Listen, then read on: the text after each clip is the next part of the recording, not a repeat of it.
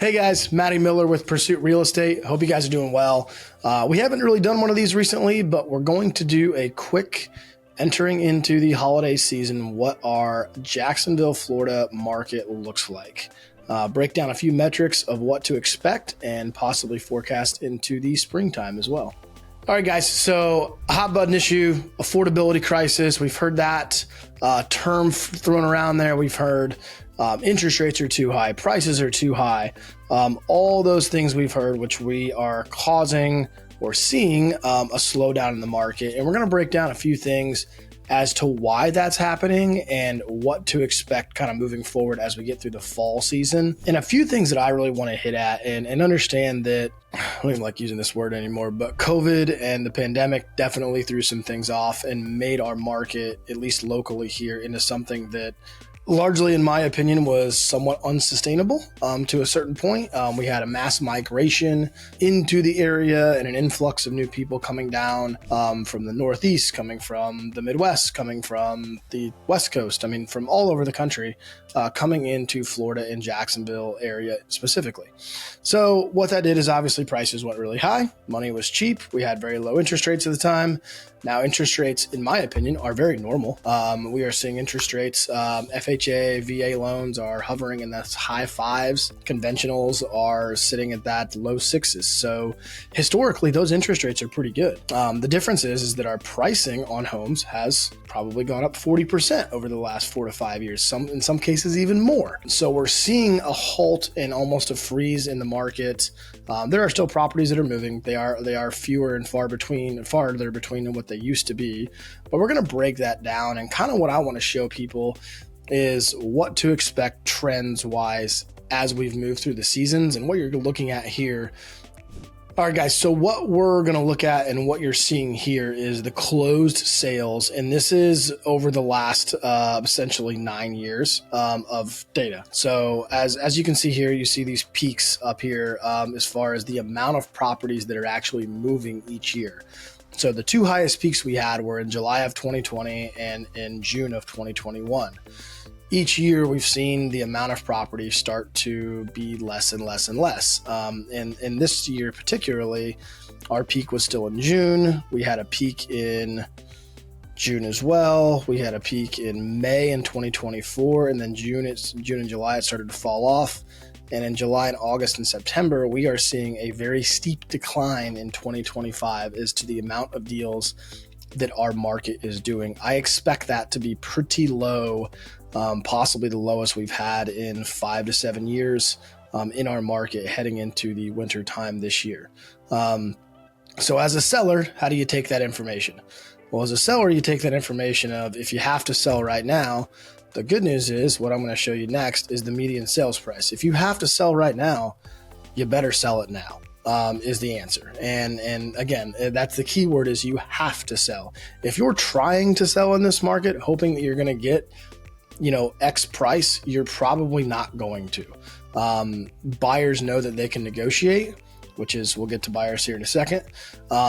Buyers will negotiate. Buyers will be choosy because they can. We have more inventory than we've had in a very long time. So what I'm going to show you now is moving over to closed sales. And this is kind of a weekly situation. And same kind of graph from a weekly perspective is this graph here. So closed sales, obviously you can see it kind of jumps around a little bit. And this is weekly as we see the peaks and valleys. And again, weekly numbers, if you pretty much made a solid line, we've been pretty steady, but we are down 8% as of last year. And I will probably see that go down a little bit. October will have a little bit of a jump. But then as we head into the winter time, you'll probably see a pretty steep decline as far as that's considered. So from the price perspective, this is where the key is. Median sales price has pretty much this year been pretty stagnant all across the board. That being said, we are starting to see everybody negotiating on property, $20,000, $15,000 lower, asking for concessions on these properties. We are seeing very few properties go for full price, depending on the market. And we could break this down. If you have a question, we can always break these down into individual markets, individual subdivisions, anything like that. So for buyers, the good news is the sales price will start to fall. And the biggest one we want to look at is new pending sales and median days on market.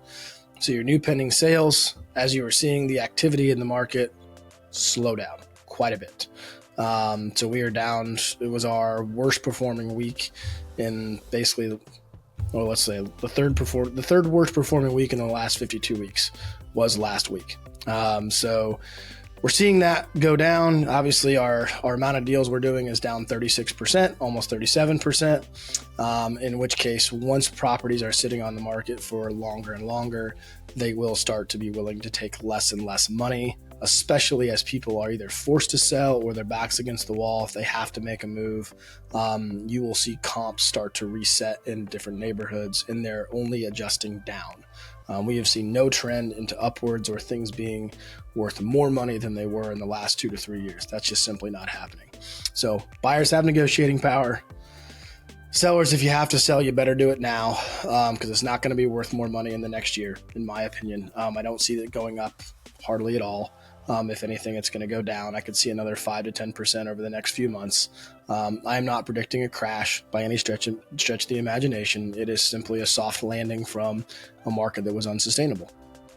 So median days on market, that's one other factor we kind of look at. As you can see, obviously, if I were to go back into this, we're currently seeing 50 to 60 days on the market, which, guys, isn't unreasonable, as long as you have a reasonable price. Okay. And that's the key, is homes will still move if you have a reasonable price on them, but you have to have that reasonable price to attract that buyer. And buyers know when they're looking at a price and it's off kilter a little bit, they're just going to walk away and not even see it.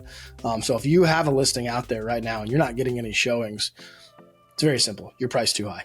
End of story. So you need to adjust and move down with the market, in which you're chasing a market down. So you have to be aggressive on your price cuts if you're doing that.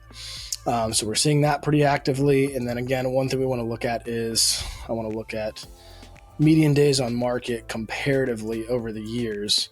And that'll give you an idea of where our trends are heading. So you should see this be the inverse, right? So days on market, the highest we've seen, obviously December of last year, which is pretty normal. Most of these peaks will be in the winter time, but we're already seeing the peak this year in the September. So that market, that's going to continue to get higher as we move along. This down here, when things were going in 10, 12, 15, 20 days, was obviously the heyday of when properties were selling for a whole bunch of stuff. Interest rates went up late 2022, all of a sudden 57 days on market. And now we're going to continue that number. I assume that number will get to 60 to 70, maybe even 80 days over the winter, which will be the highest days on market we've had in, again, 7 to 10 years. So we are seeing a softer market. We are seeing a buyer's market. And for buyers, if you're interested in doing something in the next 12 to 18 months, great. Even before then, you can negotiate, you can pick your property. You don't have to be in a rush. You can be a little bit choosy, and that's a good thing for buyers. So if you're interested in taking a look at things a little bit more in depth, or have a specific neighborhood that you want to look at in depth, I can pull analytics on pretty much anything from different counties to different subdivisions to all the way down to the street. We can look at that stuff. So if you're interested, let me know. My name is Matty Miller with Pursuit Real Estate. Hope to see you guys out in the buying market soon. Take care.